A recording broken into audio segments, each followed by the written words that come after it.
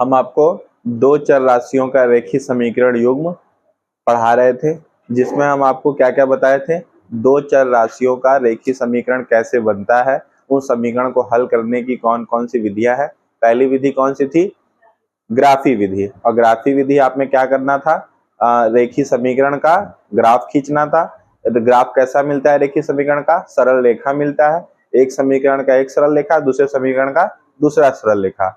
अब एक ही ग्राफ में अगर दो सरल रेखाओं को आप खींचते हैं तो तीन प्रकार की स्थितियां उत्पन्न होती हैं। पहला, या तो दोनों सरल रेखाएं एक दूसरे को एक बिंदु पर प्रतिच्छेद करेंगी, या तो दोनों समांतर निकल जाएंगी, प्रतिच्छेद नहीं करेंगी, या तो एक दूसरे पे संपाती हो जाएंगी। और तीनों ही स्थितियों के अलग अलग मायने हैं।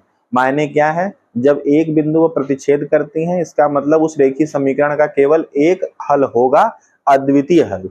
और जब रेखाएं समांतर चली जाती हैं तो कोई हल नहीं होगा, और जब रेखाएं संपाती हो जाती हैं तो अपरिमित रूप से अनेक हल होंगे। जब दो रेखाएं एक दूसरे को प्रतिच्छेद करेंगी ग्राफ पे, तो जो हल होगा उस समीकरण को संगत युग्म कहेंगे। कैसा, क्या, कौन सा युग्म कहेंगे, रेखीय समीकरण युग्म को संगत युग्म।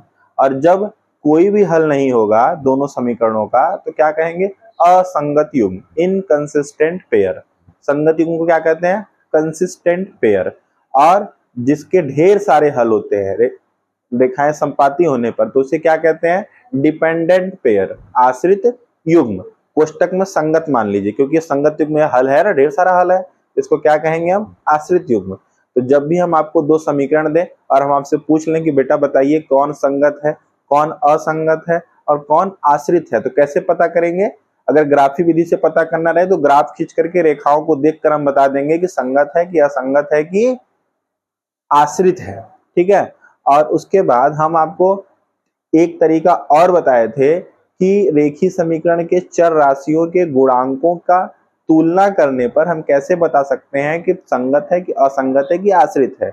दो चर राशियों के रेखीय समीकरण का सामान्य रूप हम आपको क्या बताए थे, a1x plus b1y plus c1 is equal to 0, a2x plus b2y plus c2 is equal to 0। ठीक है बेटा।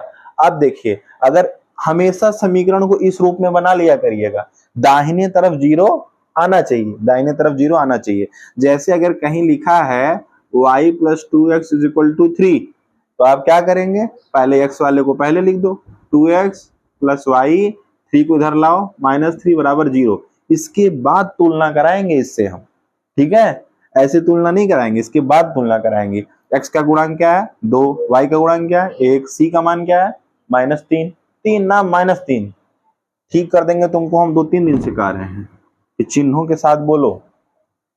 फिर देखिए, इसका कंपेयर कराए, a1 अपान a2 का मान कल हम निकाले थे ना सारणी में, b1 अपान b2 का भी मान निकाले थे और c1 अपान c2 का मान निकाले थे। ठीक है। जब a1 upon a2 is not equal to b1 upon b2, तब दोनों सरल रेखाएं क्या करती थी, एक बिंदु पर प्रतिच्छेद, एक बिंदु पर क्या होता था बेटा, प्रतिच्छेद। एक बिंदु पर प्रतिच्छेद का मतलब कितने हल आएंगे, केवल कितने हल, एक हल, केवल एक हल, अद्वितीय हल। ठीक है।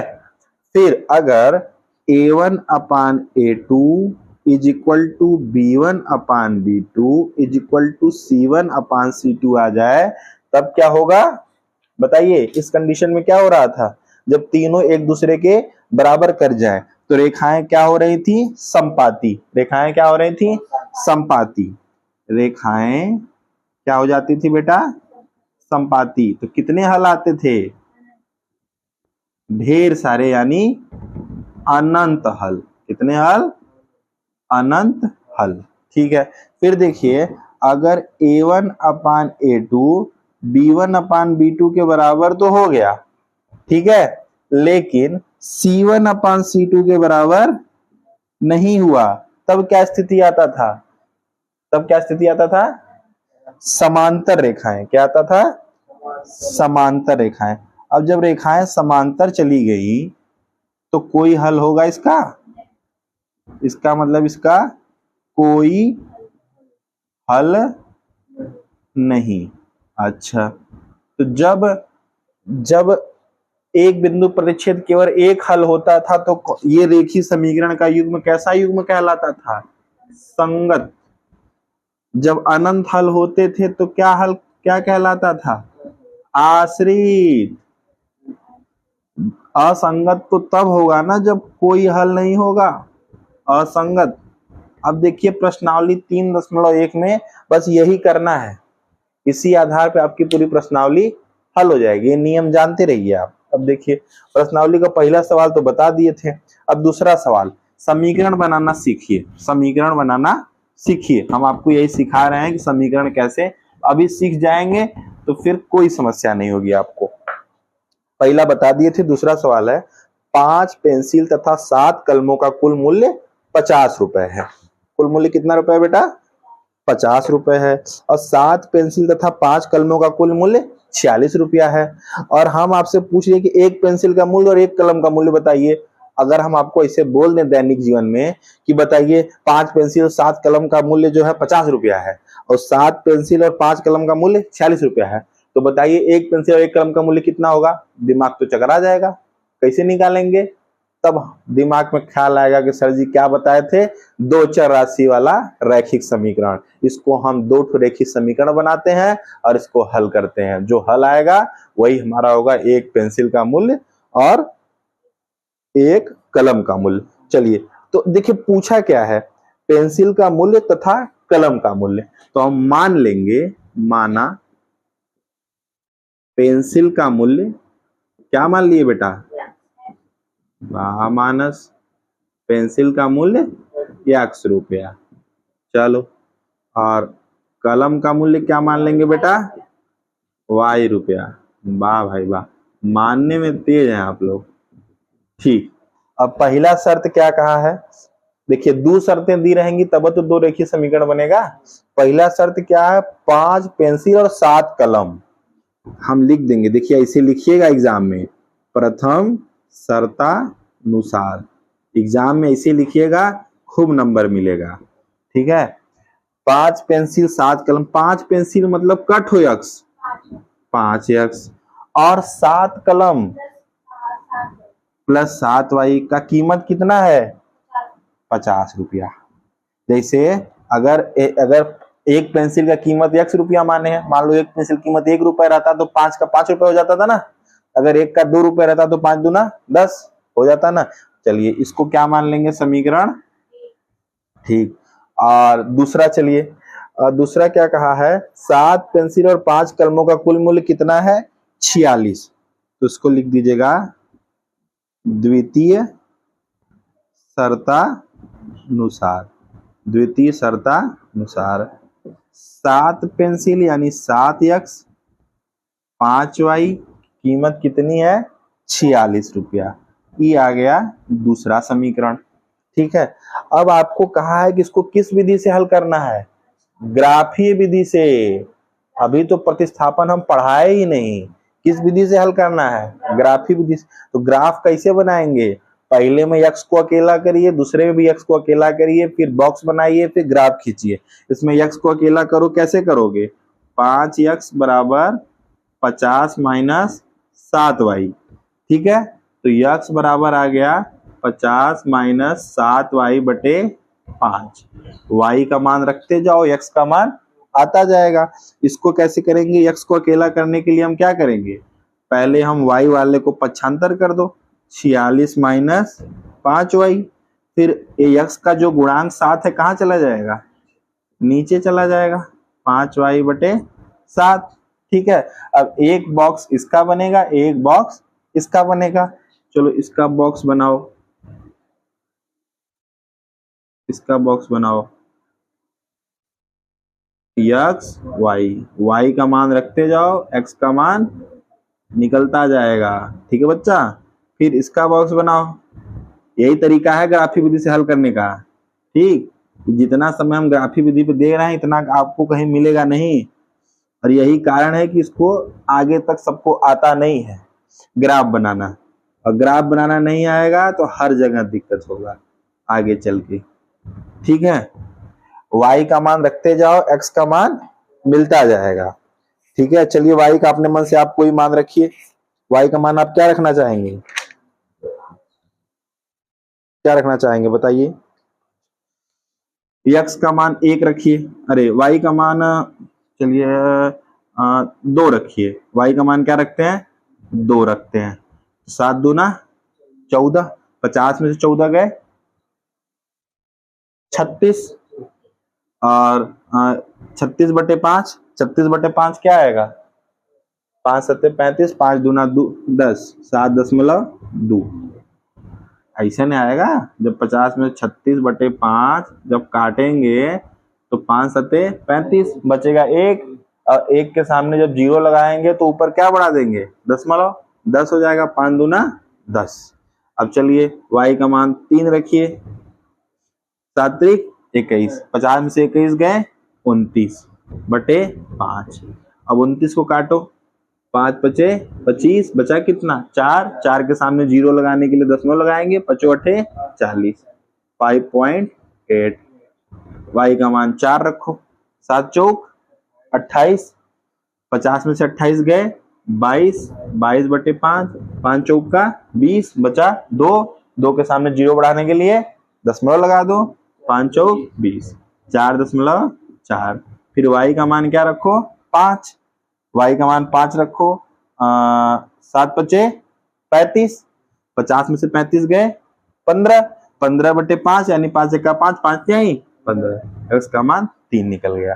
ठीक है, चलो 4 मान निकल गया, बहुत है। अब यहाँ पे आप रखिए, y का मान रखते जाइए, x का मान निकलता जाएगा। चलिए y का मान हम क्या रख देते हैं, पहले 2, क्या रख देते हैं 2, तो 5 दूना 10, 46 में से 10 गए 36, 36/7, 36/7 कितना आ जाएगा, 7 5 35, और 1 बचा, 1 के सामने 0 लगाने के लिए दशमलव बढ़ा दो, 7 1 का 7, लगभग 5.1, दशमलव के 1 अंक तक मान आप याद किए रहिए। फिर y का मान हम 3 रख देते हैं, y का मान 3 रख देते हैं, 5 3 15, 40 से 15 गए 31, 31/7 का क्या मान आएगा, 7 चौक 28, बचा 30, 7 चौक 28, 4.4। ये आप लोग अपने से निकाल लीजिएगा भाग दे करके, भाई हमको तो तेज आता है हम निकाल ले रहे हैं, लेकिन आप भी दशमलव का भाग जानते हैं ना, दशमलव भाग देके निकालिएगा।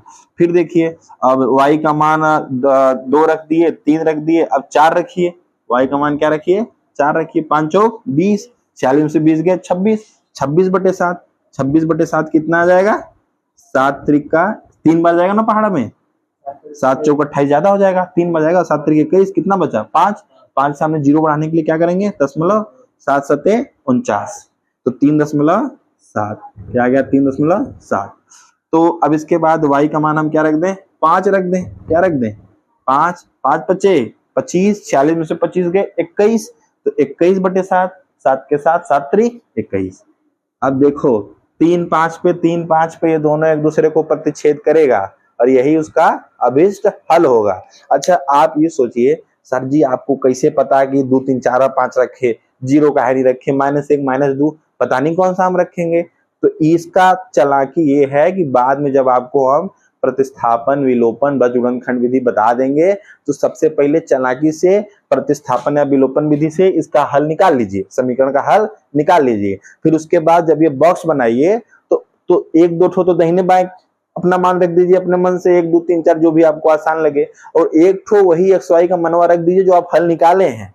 ठीक है, ताकि एग्जामिनर को लगे कि आपने अपने मन से मेहनत करके निकाला है ना, और उसको रफ कॉपी पे निकालिए, इस पे नहीं, ग्राफी विधि से दिया गया है तो आप इस पे कहीं भी विलोपन या प्रतिस्थापन का प्रयोग नहीं करेंगे, प्रॉपर वे में x को अलग करेंगे, बॉक्स बनाएंगे, ग्राफ पेपर पर ग्राफ खींचेंगे। अब देखिए ये बॉक्स बन गया ना, अब इसको मिटा दे इधर। देखिए ग्राफ खींचना आपको इतनी बार बता चुके हैं कि अगर इसके बाद भी नहीं आया तब तो भगवान ही मालिक है आप लोग का। इतना समय दे करके कहां ग्राफ खींचना कोई बताएगा आपको। x डैश y डैश, इधर धन इधर, अरे ऊपर y का ऊपर प्लस होता है ना, इधर धन इधर ऋण, y ऊपर प्लस नीचे माइनस। इसको कौन सा चतुर्थांश, प्रथम, द्वितीय चतुर्थांश, तृतीय चतुर्थांश, चतुर्थ चतुर्थांश। इसमें क्या रहता है प्लस प्लस, इसमें क्या रहता है minus plus, very good. Minus पहले क्यों लिए, क्योंकि x वाला मान पहले लिखा जाता है। इसमें क्या रहेगा माइनस माइनस, वेरी गुड। इसमें क्या रहेगा ना प्लस माइनस, पहले x प्लस है फिर नीचे y माइनस है। अगर कोई आपको हम बिंदु का निर्देशांक दे दें 7 - 3, बताओ ये किस चतुर्थांश में पड़ेगा, वेरी गुड। अगर हम कह दें -2 किस चतुर्थांश में पड़ेगा, तीसरे चतुर्थांश में पड़ेगा, ठीक है। अगर हम बोल दें 3 और 4 किस चतुर्थांश में पड़ेगा, प्रथम चतुर्थांश में। बहुत तेज हो गए आप लोग की। अब देखिए पहला वाला रेखा खींचिए, तो पहला रेखा के पहले खींच लीजिए आप, 1 2 3 4 5 6 7 8, ये सब प्लस वाला है ना, ऊपर ले जाइए 1 2 3 4 5 6 7 8। तो पहला है 7.2 और 2। जब ये आप आएंगे 7.2, इससे थोड़ा सा आगे होगा, यही ना होगा। और 2 ऊपर चले जाइए, 2 ऊपर है, इसके सीधे में कहाँ पड़ेगा, यहाँ। तो ये यहाँ पे बिंदु पड़ेगा 7.2 और 2। इस बिंदु निशान क्या है 7.2 और 2। फिर देखिए 5.8 और 3। 5.8 कहाँ पड़ेगा, 6 के नजदीक, और 3 कहाँ, इसके इस 3 के सीधे में यहाँ पड़ेगा आपका। इसका निर्देशांक हो जाएगा 5.8 और 3। फिर देखिए 4.4 और 4। 4.4 का मतलब 4 5 के बीच में, और 4 का मतलब है ये यहाँ, ये यहाँ। इसका निर्देशांक क्या हो गया 4.4 और 3, नहीं 4.4 और 4, हाँ 4.4 और 4। फिर क्या है 3 5, 3 मतलब यहाँ आओ, 5 मतलब कहाँ जाओ, यहाँ जाओ। ये क्या हो गया 3 5, ठीक। अब इसको मिला के एक रेखा आप खींच दो, खींच दो आप रेखा, ये आपकी रेखा मिल गई। ये किस समीकरण की रेखा मिली है आपकी, पहले के समीकरण की, 5x + 7y = 50 का, ठीक है। अब दूसरे का रेखा खींचो, x का मान 5.1, y का मान 2। x का मान 5.1 यानी यहाँ, y का मान 2 मतलब ए इसके सीधे में ए यहाँ, ठीक है। फिर उसके बाद 4.4 और 3, 4.4 यहाँ, 3 का मतलब ए यहाँ, ठीक है। और उसके बाद क्या है 3.74, 3.7 यहाँ और 4 ए यहाँ, देखिए इसी सीधे में जा रहा है। फिर 3 5, 3 इधर 5 उधर। अब देखिए इसी को मिला करके एक रेखा यहाँ से खींच दीजिए, तो ये किसका लाइन हो गया 7x + 5y = 46। प्रतिच्छेद कहाँ किया, प्रतिच्छेद किया किस पे, 3 पे और 5 पे। 3 किसका मान है, 5 किसका मान है, और x को क्या माने थे हम, एक पेंसिल का मूल्य x माने थे ना, तो पेंसिल का मूल्य क्या हो जाएगा 3, और y किसका मान माने थे, एक कलम का मूल्य, तो एक कलम का मूल्य क्या हो जाएगा 5। ये तो किस विधि से आ गया, ग्राफी विधि से, ठीक है। क्लियर हो गया दूसरा सवाल। अब देखिए फिर लिखा है अनुपात a1/a2 b1/b2 से c2 की तुलना कीजिए, निम्न समीकरण युग्म द्वारा रेखाएं प्रतिच्छेद करती हैं, समांतर हैं कि समपाती हैं, ये आप ज्ञात करिए। सवाल नंबर 2 में इसको मिटा दूं, चलिए आ गया ना ग्राफ बनाना। अब ग्राफ आपका छूट रहा है, अपने से किसी भी समीकरण को लिख करके ग्राफ बना के अभ्यास करिए, ठीक है। ग्राफ बनाना आप लोग को आना चाहिए। जिन चीजों से आप दूर भागेंगे वही चीजें बहुत काम की होती हैं। और देखिए दूसरा का पहला सवाल है 5x - 4y + 8 = 0। हमको लगता है कल ये बताए थे क्या, 8 = 0। और दूसरा है 7x 6y - 9, 6y - 9। अच्छा सवाल इसमें कह रहा है कि a1/a2 b1/b2 c1/c2 निकाल करके देखिए समपाती है कि प्रतिच्छेद कर रहा है कि समांतर है। a1/a2 कितना है, a1/a2 5/7, 5/7 है ना। b1/b2 कितना है -4/6, काट दोगे तो 2 दूना 4, 2 तिहाई 6, माइनस ऊपर ही रहेगा। c1/c2 8/-9।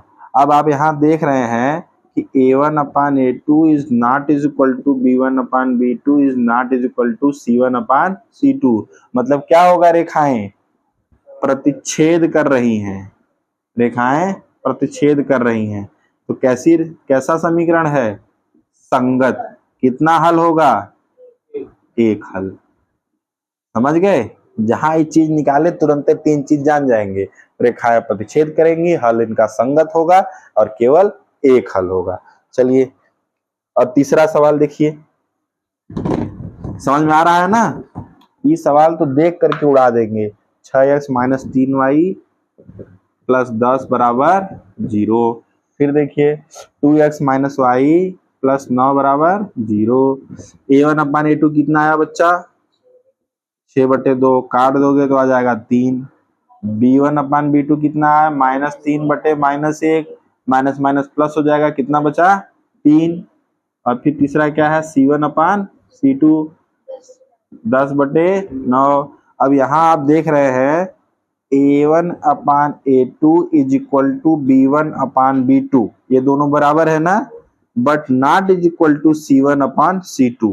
ये कौन सी कंडीशन होती थी, समांतर की। कौन सी कंडीशन होती थी, अरे तीनों कंडीशन में भुला गए कि जब A1/A2 B1/B2 बराबर हो लेकिन C1/C2 बराबर ना हो तो क्या होता था, समांतर होता था ना रेखाएं। समांतर रेखाएं कैसे गई, समांतर। युग्म कैसा है, संगत की असंगत, असंगत। हल कितना है, कोई हल नहीं। वाह बच्चा, तेज हो गए आप लोग। अब एक सवाल हम छोड़ दिए, वो आप अपने से कर लीजिएगा। फिर सवाल नंबर 3, फिर देखिए इसमें भी A1/A2 B1/B2 C1/C2 की तुलना करना है और इसमें भी यही बताना है कि युग्म संगत है कि असंगत है। ठीक है, कर लेंगे ना, M/B1 निकाल के। चलिए, वेरी गुड। फिर देखिए चौथा सवाल दिया है कि रैखिक समीकरणों के युग्मों में से कौन से युग्म संगत है कि असंगत है। यदि संगत है तो ग्राफी विधि से हल ज्ञात कीजिए। पहले तो आप सवाल नंबर 4 में दोनों समीकरणों का A1/A2 B1/B2 C1/C2 निकालेंगे। फिर देखेंगे कि ये संगत है कि असंगत है। अगर संगत है यानी अद्वितीय एक हल आ गया तो उसका ग्राफ खींचिए। ठीक है, ग्राफ खींच करके ग्राफ विधि से उसका हल निकालिए। और ग्राफी विधि से हल कैसे निकालना है हम बता चुके हैं, बार बार हम इस सवालों को अब कराएंगे नहीं। ठीक है, उसके बाद आइए 5वां सवाल। 5वां सवाल देखिए, मजेदार सवाल है। एक आयताकार बाग, कैसा बाग है, 5वां सवाल है आपका। प्रश्नावली देखिए खत्म हो रही, पूरी प्रश्नावली का सवाल हमको कॉपी पे चाहिए, हम देखेंगे। x + y बराबर 5वां सवाल है, एक आयताकार बाग जिसकी लंबाई चौड़ाई से 4 सेमी अधिक है और का अर्ध परिमाप 36 मीटर है। बाग की बीमाएं ज्ञात कीजिए। बीमाएं मतलब लंबाई और चौड़ाई, बीमाएं मतलब लंबाई और चौड़ाई। चलिए, तो माना कैसा बाग है, आयताकार। अच्छा, आयत की खासियत क्या होती है, लंबाई के बराबर, चौड़ाई के बराबर। ठीक है, अच्छा परिमाप माने क्या होता है जी, जैसे आयत, वर्ग, वृत्त कुछ कहने, इसका परिमाप बताओ। चारों को जोड़ देंगे हम, कुल को जोड़ देंगे। परिमाप माने जान लो पूरा रास्ता।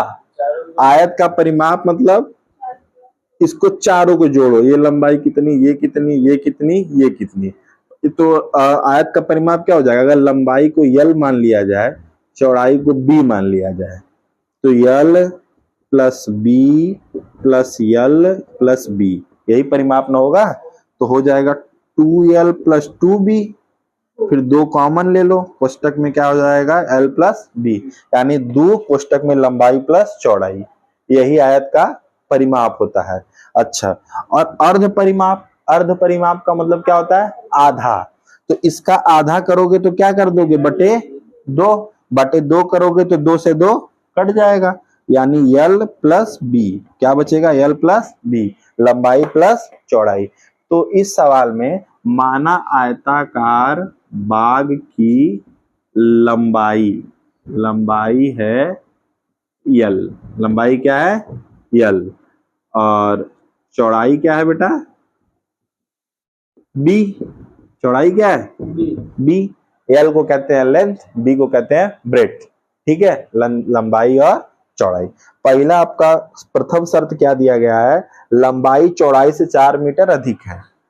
प्रथम शर्त है लंबाई चौड़ाई से 4 मीटर अधिक है। देखिए जो इसमें कह रहा है वही चुपचाप हम लिख दे रहे हैं, लंबाई चौड़ाई से 4 मीटर अधिक है, यानी चौड़ाई में जब 4 जोड़ोगे तब ना लंबाई के बराबर हो जाएगा। लंबा कौन है, लंबाई ज्यादा है चौड़ाई कम है, तो चौड़ाई में या तो 4 जोड़ दो तब लंबाई के बराबर हो जाएगा, या लंबाई में 4 घटा दो तब चौड़ाई के बराबर हो जाएगा। जैसे देखो सवालों को कैसे हल करो, एल एक तरफ लिख दो, बी एक तरफ लिख दो। अभी ध्यान रखो कि इसमें ज्यादा कौन है, लंबाई ज्यादा है चौड़ाई कम है, तो बराबर का चिन्ह तो बीच में हम लगा नहीं सकते भाई। दो चीजें जब एक दूसरे से बराबर नहीं है तो बराबर का चिन्ह कैसे लगाएंगे, बराबर कब लगाएंगे, जब उसको हम संतुलित करेंगे, दोनों को बराबर करेंगे। या तो लंबाई में से 4 को घटा दो तब चौड़ाई के बराबर हो जाएगा, या चौड़ाई में 4 को जोड़ दो तब लंबाई के बराबर हो जाएगा। तब यहाँ पे आप बराबर का चिन्ह लगाने से पहले सोचिए कि बराबर लगा रहे हैं तो समीकरण संतुलित है कि नहीं है। अब देखिए एल बराबर बी प्लस 4 है, तो एल बी को पक्षांतर करो माइनस बी बराबर 4। हर जगह एक्स वाई थोड़ी मानेंगे, कहीं एल बी भी मान ले, कहीं पी क्यू भी मान ले, कहीं आर टी भी मान ले, सब चर राशि ही तो है। ये समीकरण क्या हो गया, समीकरण 1। अब दूसरा कह रहा है कि द्वितीय शर्त में अर्ध परिमाप 36 मीटर है। अर्ध परिमाप द्वितीय शर्तानुसार क्या है बेटा, अर्ध परिमाप 36 मीटर है। हम जानते हैं, हम क्या लिखेंगे, हम जानते हैं आयताकार बाग जिसकी लंबाई l चौड़ाई b है का परिमाप क्या होगा, का परिमाप होगा 2 लंबाई धन चौड़ाई। ये तो परिमाप होगा, और अर्ध परिमाप क्या होगा, अर्ध परिमाप बराबर 2 लंबाई प्लस चौड़ाई बटे 2। अर्ध माने आधा, 2 से 2 कट गया, क्या बचा l प्लस बी, और l प्लस बी का क्या मान दिया गया है 36। समीकरण 2 36 दिया गया है ना, l प्लस बी बराबर 36। अब देखिए, अब इसका किस विधि से हल ज्ञात करना है, ग्राफी विधि से। किस विधि से, ग्राफी विधि से। तो यानी l का और b का मान ज्ञात करना है। तो आपको 2 समीकरण मिल गए, l माइनस बी बराबर 4, l प्लस बी बराबर 36। अब ग्राफी विधि से इसका आप लोग हल घर से निकाल करके लाएंगे। इसके बाद देखिए क्या है, क्वेश्चन नंबर 6 क्या है, एक रैखिक समीकरण दी गई है, 2 चरों में से एक ऐसी और रैखिक समीकरण लिखिए ताकि प्राप्त युग्म का ज्यामितीय निरूपण जैसा कि समांतर। चलिए इसको आप लोग हल कर लेंगे। समीकरण ग्राफ कीजिए, एक्स अक्ष इन रेखाओं से त्रिभुज निशान ज्ञात कीजिए, त्रिभुजाकार पटल की छायांकित कीजिए का एक ग्राफ कीजिए, एक्स अक्ष और इन रेखाओं से बने त्रिभुज। देखिए लास्ट सवाल आपको 7वीं सवाल समझा रहे हैं, ये आ गया कि नहीं आ गया। चलिए 7वीं सवाल देखिए, मजेदार सवाल है। 7वीं सवाल कह रहा है कि समीकरण x माइनस वाई प्लस 1 बराबर 0 और 3x प्लस 2y माइनस 12 बराबर 0 का ग्राफ खींचिए। इसका क्या खींचना है, ग्राफ खींचेंगे तो ग्राफ क्या मिलेगा, सरल रेखा। इसका भी सरल रेखा, इसका सरल रेखा। कह रहा है ग्राफ खींचिए, x अक्ष और इन रेखाओं से बने त्रिभुज के शीर्षों के निर्देशांक ज्ञात करिए। यानी जब भी ग्राफ खींचोगे, मान लो एक ग्राफ ऐसे आ गया, एक ग्राफ ऐसे आ गया, ठीक है, तो इस बिंदु पर क्या किया, प्रतिच्छेद किया। और ये कौन सा अक्ष है, x अक्ष है। ये कौन सा अक्ष है, y अक्ष है। तो ये बताइए x अक्ष और इस भाग को मिलाकर एक त्रिभुज बना कि नहीं बना। तो पूछ रहा है कि इसका निर्देशांक, इसका निर्देशांक, इसका निर्देशांक ज्ञात करना है। ठीक है, कैसे करेंगे, ग्राफ से हल करेंगे तब निर्देशांक इसका हमको निकल जाएगा। सेम तरीका है, x को अकेला करिए, बॉक्स बनाइए, ग्राफ खींचिए, जिस बिंदु पर सरल रेखा एक दूसरे को प्रतिच्छेद करेगी उस बिंदु निर्देशांक आपको पता ही रहेगा। फिर ग्राफ पे देखिए x अक्ष को किस बिंदु पर काट रहा है और y अक्ष को किस बिंदु पर काट रहा है। तो हमारी तरफ से ये प्रश्नावली कंप्लीट हो गई। अब कल आप लोग को हम बीजगणितीय विधि से रेखीय समीकरण युग्मों को हल करना सिखाएंगे। पहला कौन सा विधि था, प्रतिस्थापन विधि, दूसरा विलोपन विधि, तीसरा वज्र गुणनखंड विधि। ठीक है।